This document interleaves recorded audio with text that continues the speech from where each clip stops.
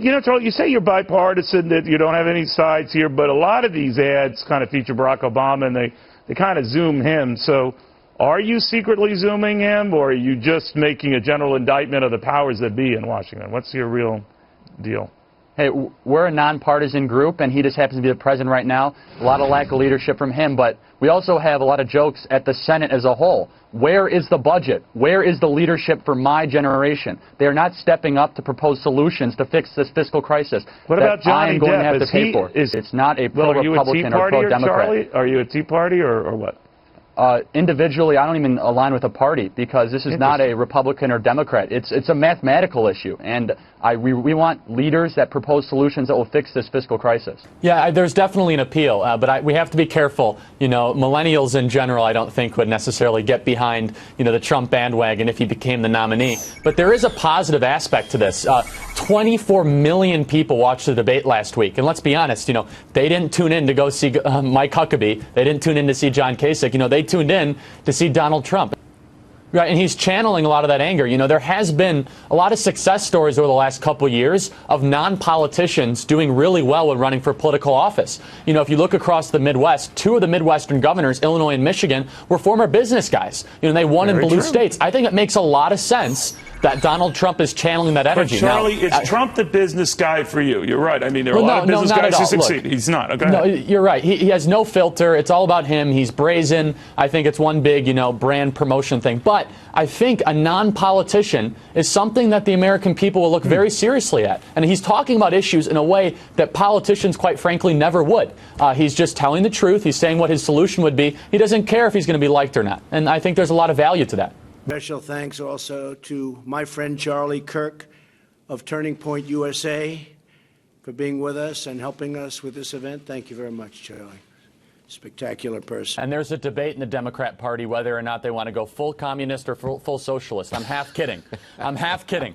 But no, in reality, you hear they're going so far to the left, they're turning off and they're disenfranchising middle-of-the-road young people that are not total political activists, that just want a job, want to live a life, and they love them. Charlie, you're going to be a fine politician. I think you're going to be the president one day, but you're avoiding the question very clearly. What is President Trump going to do proactively to get that youth vote? Well, look, he's going to continue to do record results with the economy, but I think he's going to champion the student loan issue and the cost of higher education. He's talked about it here and there. This is the number one issue facing young people. But what's he going to do about it? I mean, I got it. It's a big issue. Is he going to amnesty?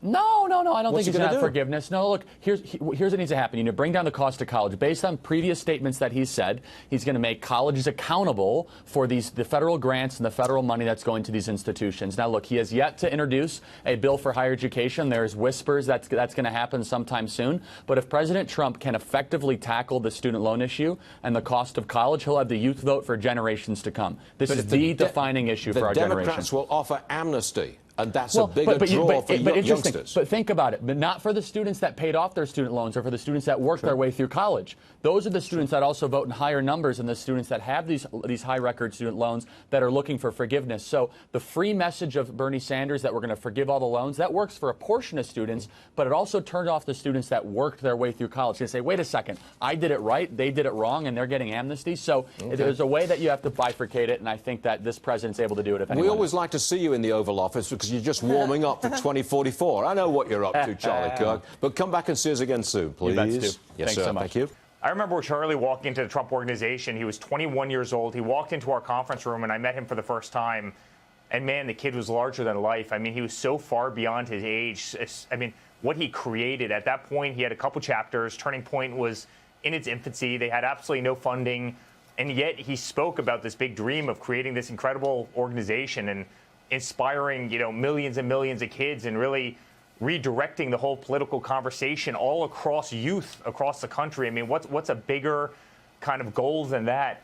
And he did it. You couldn't travel anywhere in a political circle without running into Charlie Kirk. I mean, he literally wore through his shoes, and he loved this country. He loved God. He loved his family. He loved red, white, and blue. He loved, the Make America Great Again movement, and he put his heart and soul and every aspect of his effort into it.